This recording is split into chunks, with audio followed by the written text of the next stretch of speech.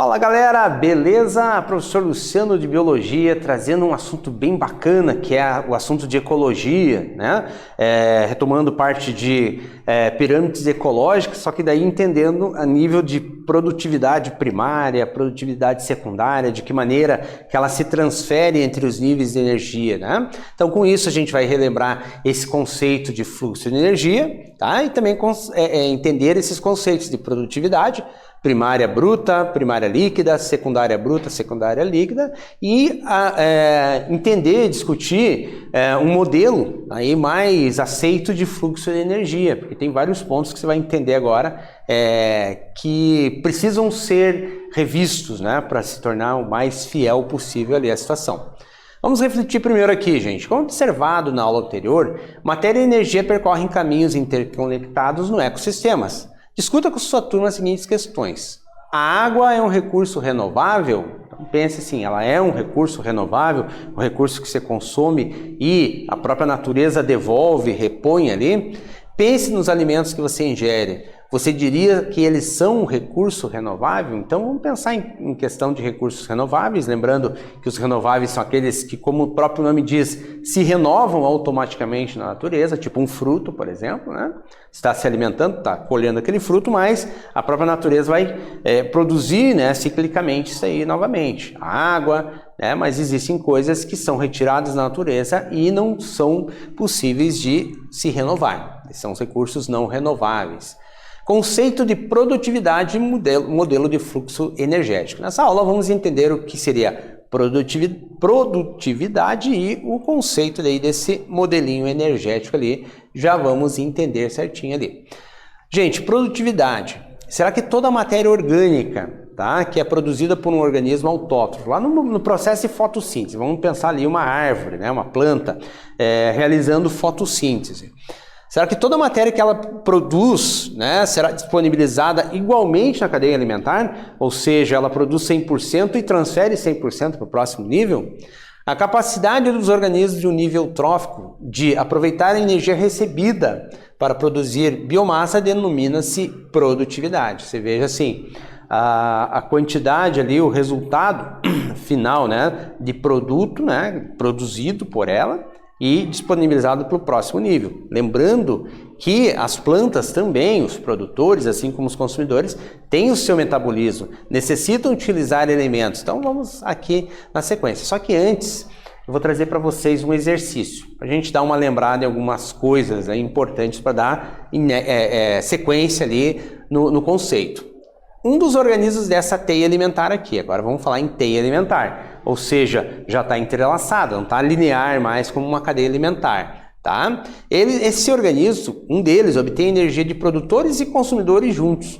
Olhando aqui, gente, qual é esse organismo que faz essas duas frentes, né? De ser, vamos dizer assim, um organismo herbívoro e carnívoro ao mesmo tempo, ser produtor e consumidor ao mesmo tempo. E no final eu quero que você justifique a sua resposta, tá bom? Tempinho para você pensar aí e já retornamos.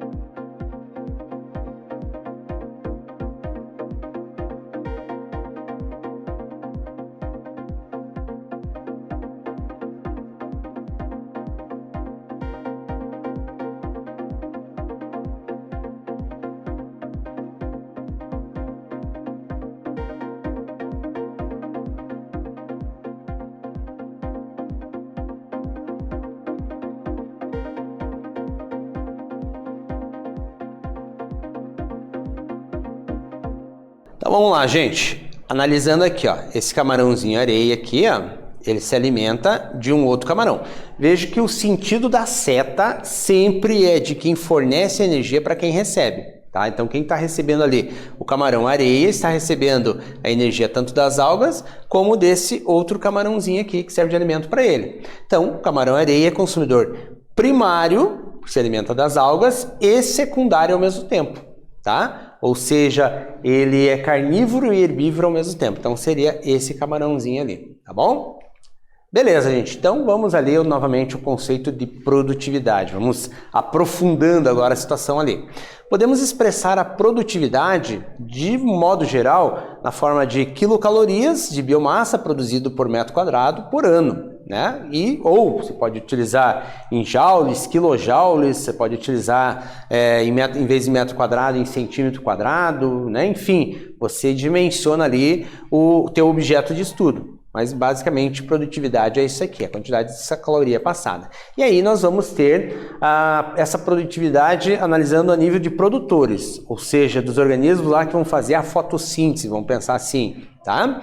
Então nos níveis de produtores, a produtividade pode ser produtividade primária bruta, ou seja, o total, e a produtividade primária líquida, ou seja, aquilo que já foi descontado alguma coisa. Então já vamos ver ali. A bruta é a quantidade de matéria orgânica que um organismo autótrofo consegue produzir na fotossíntese por unidade de tempo. Tá? Então, aquela quantidade de energia em quilocalorias que ela produziu num determinado ano, por exemplo, vai ser considerada produtividade primária bruta. Mas não esqueça o seguinte, a gente também tem gastos energéticos, principalmente com a respiração, onde grande parte daquele carboidrato, né, produzido ali pela planta, e ela vai também consumir esse carboidrato, vai utilizar o oxigênio, porque ela também respira, ela não apenas faz fotossíntese, ela não apenas produz oxigênio, como ela também utiliza esse oxigênio. Então esse gasto com a respiração aqui acaba sendo descontado, e com isso nós vamos ter o resultado que seria a produtividade primária líquida. Isso aí a nível de produtores que a gente vai entender, tá bom? Então fica bem entendido ali. Então, não é passado para o próximo nível 100% daquilo que foi produzido, tá? Vamos considerar que tem uma perca de 10% por nível, tá? Só por uma estimativa aqui para a gente entender. Agora, nível de consumidores. Quem são os consumidores? Consumidor primário, consumidor secundário, aquele que se alimenta de um outro ser. Aquele que se alimenta diretamente da planta é o consumidor primário. Então, vamos pensar aqui, ó. Quando a gente for falar nessa produtividade primária, a nível de consumidores primários, a gente vai ter a produtividade secundária bruta e a produtividade secundária líquida. Então vamos pensar ali, quantidade total de biomassa que um herbívoro efetivamente consegue absorver dos alimentos que ingere, sendo um organismo herbívoro. Então quanto que ele ingere de alimento para ele, né? Pois esse animal elimina fezes, muito material orgânico, potencialmente energético, porém não aproveita todo ele, tá? Ele vai eliminar de alguma maneira. Só que veja aqui, ó, quando a gente fala ali, considerando os gastos também metabólicos com a sua respiração, tá? Já imaginando aquela respiração que acontece a nível de célula, respiração celular, lá nas mitocôndrias, lá todo aquele processo, citoplasma, mitocôndria, que ele vai fazer todo aquele processo, né, do oxigênio com a glicose e tudo mais, ele tem uma perda energética grande. Essa energia que ele perde vai passar também reduzida para o nível dos consumidores secundários. Assim como o produtor passou uma quantidade reduzida para o primário passou uma quantidade reduzida para o secundário, porque daí já houve ali um gasto com a sua própria, com o seu próprio metabolismo, tá? Entendendo bem isso aqui. Produtividade secundária líquida já vai corresponder, por exemplo, no herbívoro, quanto que ele acumula efetivamente de biomassa em determinado intervalo de tempo, e essa energia que estará disponível para o nível trófico seguinte dos consumidores secundários. Então, a gente tem essa mesma quantidade, esse mesmo raciocínio que a gente está tomando ali com relação a essa perda de energia, ela vai se acumulando, chegando lá no último nível trófico, naquele organismo que já é um consumidor quaternário, quintenário, por exemplo, ele já perdeu uma quantidade enorme de energia, né, que ele que um animal herbívoro, por exemplo, teria obtido numa quantidade bem maior. Então, necessariamente, esse organismo lá do final da cadeia alimentar, ele precisa obter outras formas de alimento ali para conseguir compensar aquela quantidade reduzida que já está chegando para ele. Por isso existe sempre aquela máxima, né? As pessoas acham que os animais carnívoros são os mais fortes da natureza. Não necessariamente, basta a gente ver um leão e um elefante, por exemplo, em termos de biomassa e tudo mais acumulado, né? Lembrando que o animal herbívoro vai comer diretamente aquela quantidade, por mais que haja uma perda, mas ele vai ter mais quantidade de energia do que quem está lá no final da cadeia alimentar. Então existem alguns inconvenientes dentro dessas pirâmides ecológicas que precisam ser discutidos, precisam ser analisados, né?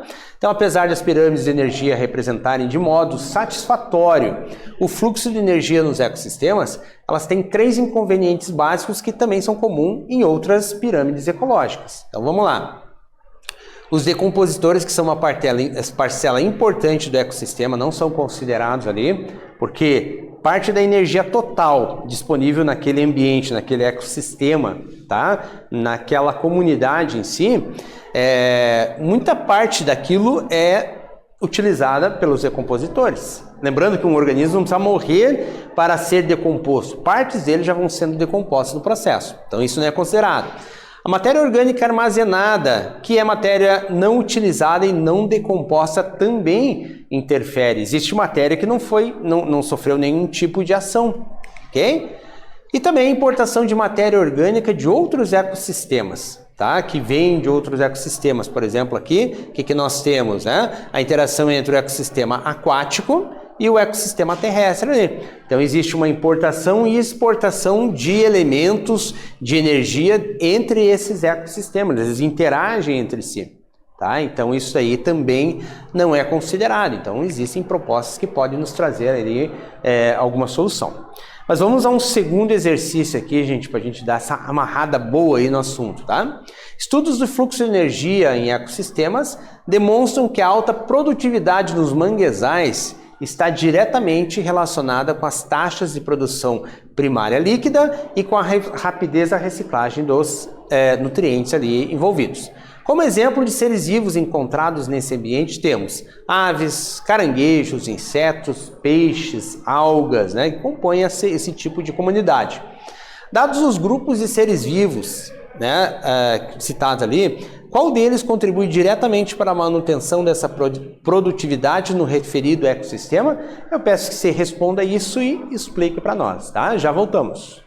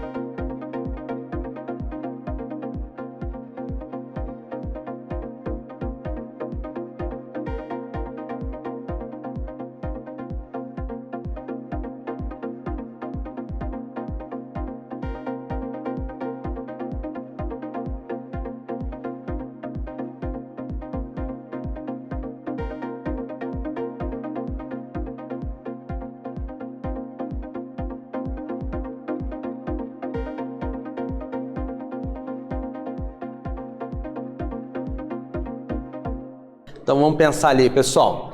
Veja bem, o que é importante? Sempre que a gente vai fazer uma teia alimentar, uma cadeia alimentar, a gente sempre pede que você analise, você detecte, localize nessa teia, por exemplo, o produtor. Então vamos pensar aqui, ó. Como a alta produtividade dos manguezais está diretamente relacionada com as taxas de produção primária líquida, tá? Ou seja, aquilo que é feito na fotossíntese, descontado a respiração, o metabolismo daquele organismo e passado para o próximo nível, podemos concluir que o grupo que contribui para essa produtividade são as algas, ou seja, são os produtores. Tá? Lembra que a gente está falando de produtividade primária líquida. Quando a gente está falando de produtividade secundária, a gente já está indo para o próximo nível já dos consumidores. Tá? Então, só entendendo bem essa situação aqui. Mas existe assim, considerando as falhas, né? Quando a gente não considera ali os decompositores, as interações entre diferentes ambientes, aquela matéria orgânica que não sofreu nenhuma ação ainda, a gente tem uma proposta de solução que é o chamado modelo do fluxo energético. Então, vamos entender basicamente dele, ele é meio complexo, tá? Então, vamos tentar destrinchá-lo aqui o máximo possível. Uma alternativa que é possível representar tanto a produção de um ecossistema como a importância dos decompositores de matéria orgânica, né, armazenada ou exportada também, esse chamado modelo de fluxo energético. Então, você vê aqui, ó, essa luz absorvida aqui pelo sol, pelos organismos fotossintetizantes, logicamente, tá? Realiza a fotossíntese, então vai ter uma produção primária bruta ali a partir daquele processo. Descontado o processo de respiração, né, o processo metabólico, os processos metabólicos, de modo geral, desse fotossintetizante, são passados aí sim, tá, para frente, essa energia para os consumidores primários. Beleza. Os organismos herbívoros também, eles têm ali uma produtividade, né, a partir daquilo que eles ingerem, com aquilo que eles vão passar para o próximo nível. Mas não podemos esquecer que temos os gastos metabólicos desse próprio indivíduo. Com o desconto disso, né, a produção líquida ali, nós temos a liberação dessa energia para o ecossistema. Beleza? Os carnívoros, a mesma coisa, eles produzem, utilizam uma parte e passam o restante para o próximo nível. Os carnívoros de segundo nível ali também.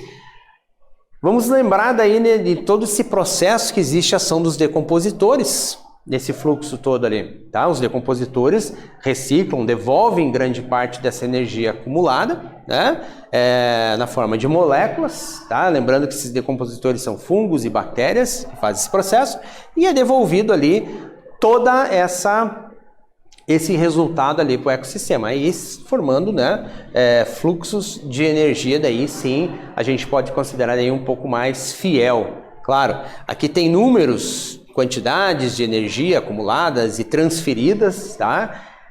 Exportadas ou importadas também, que deve constar nesse modelo, que geram todo um resultado. Esses números a gente não vai nos ater a ele, né? A gente vai simplesmente mencioná-los, tá? Mas assim, a nível técnico, a nível de estudo real, isso aqui é um modelo aí que supre bastante essas questões ali.